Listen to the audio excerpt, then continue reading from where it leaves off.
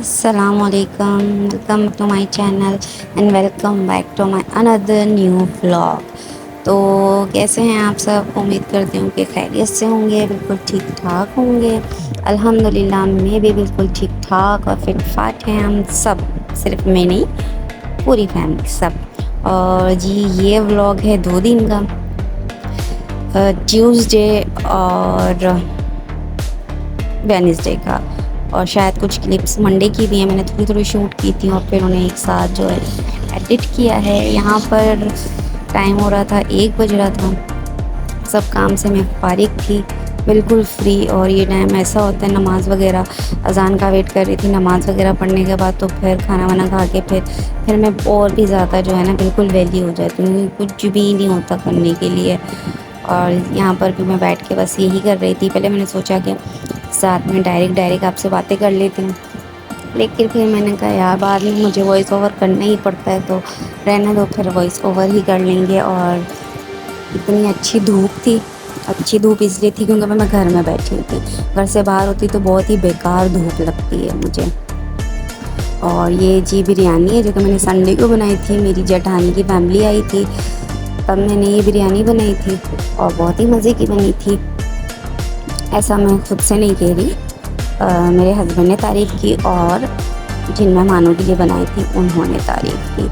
तो जब आप ऐसा कुछ कुकिंग शुकिंग करते हो फिर तारीफ़ मिलती है तो बस आपका दिल जो है बाग़-बाग़ हो जाता है। और ये आप मेरी प्लेट में देख रहे होंगे कि मैं 1 2 3 4 4 बोटियाँ लेके बैठी हूँ। जी ये बिरयानी बिल्कुल ख़त्म थी, बस यही चावल थे, उसमें ये 4 अदद बोटियाँ थी। तो मैंने सोचा इसे भी डाल लिया जाए और इसे फिनिश कर लिया जाए, तो इसलिए मेरी प्लेट में इतनी बोटियाँ थी। और इसके बाद यहाँ गूँध रहा है आटा, एक हाथ से शूट, एक हाथ से आटा गूँधना बड़ा मुश्किल था। मैंने सोचा पहले शूट कर लूँ। और ये है जी चावल, क्योंकि आज बन रहे थे दाल, और दाल के साथ चावल ना हो ये तो पॉसिबल ही नहीं है। और ये मैं आपको दिखाई दी कि देखें मेरी किचन के काउंटर पे जो है चींटियों की मॉडलिंग हो रही है। मतलब मेरे घर में और कहीं चींटियाँ नहीं हैं, बस किचन में ही हैं। और ये देखें इनकी मॉडलिंग, शायद इसलिए क्योंकि स्लिप क्लीन रहती है, ठंडी रहती है इसलिए, बट आई डोंट नो, पर सिर्फ मेरे किचन में ही होती है चींटियाँ। और ये मैंने बनाई थी दाल चावल के साथ आलू, जो कि बहुत ही सिंपल है, यहाँ यहीं पे बनते हैं, मैंने यहीं आके देखे और यहाँ ये बहुत शौक से खाए जाते हैं, जिसमें पे सिर्फ ऑयल होता है, कुटी मिर्च, कलौंजी और जो है नमक हल्दी बस। और यहाँ दाल बन रही थी तो मैंने बाकी चीज़ें रेडी कर दी थी, दाल रोटी चावल और सॉरी आलू की सब्ज़ी, चावल और रोटी रेडी कर दी थी। दाल जो है मैं उसमें तड़का एंड टाइम पे लगाती हूँ, इसलिए तो दाल स्लो स्लो अपनी उसमें पक रही थी। और उसके बाद मैं यहाँ रूम में आके बैठ गई रिलैक्स होके, क्योंकि अम्मी चली गई थी 24 भाभीियों के साथ। और यहाँ पर मैं आपको दे रही थी एक रिव्यू।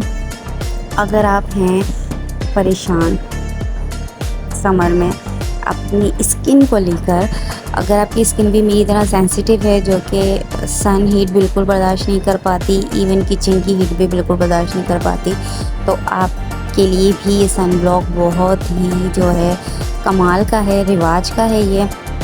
और ये जो है मैंने बहुत सारे सनब्लॉक ट्राई किए हैं, हॉलीवुड का भी ट्राई किया, वो भी बहुत अच्छा, लेकिन वो ये कि एक टाइम बाद वो ग्रे सा लुक देने लग जाता है। इसके अलावा डर्मा का यूज़ किया, डर्मा का मुझे इसलिए पसंद नहीं आया क्योंकि वो बहुत ऑयली था, स्टिकी था, तो वो तो मैंने मुश्किल से 1 हफ़्ता भी जो है उसको यूज़ किया और फिर उसे मैंने रिजेक्ट कर दिया। देन फिर मैंने ये रिवाज यूज़ किया। जब मैं ये लेने गई थी तो मुझे इसका बिल्कुल आइडिया नहीं था, कोई रिव्यू नहीं था, ये बस मैंने ले लिया था क्योंकि रिवाज की और भी बहुत सारी चीज़ें मेरे पास थी, यूज़ कर चुकी हूँ मैं, जो कि क्वालिटी वाइज अच्छी थी, तो इसलिए मैंने ये रिवाज लिया।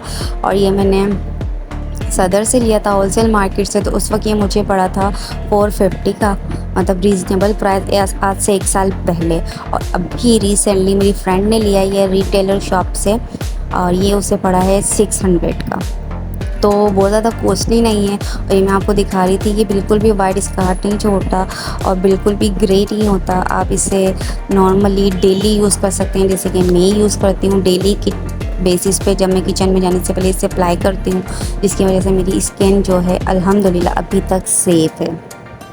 और इसके अलावा ये कि अगर आप बाहर जा रहे हैं तो आप इसे अप्लाई करने के बाद कॉम्पैक्ट अप्लाई कर सकते हैं, और ये बहुत ज़बरदस्त इसका रिज़ल्ट है। और अगर आप कोई अच्छा सनब्लॉक चाहते हैं तो आप ये रिवाज का सनब्लॉक एक बार ज़रूर ट्राई कीजिएगा। बस उसके बाद सर ब्लॉग को रख दिया है उसकी जगह पर जहाँ उसकी जगह है। और अब मैं ये सोच रही थी कि मैं क्या करूँ।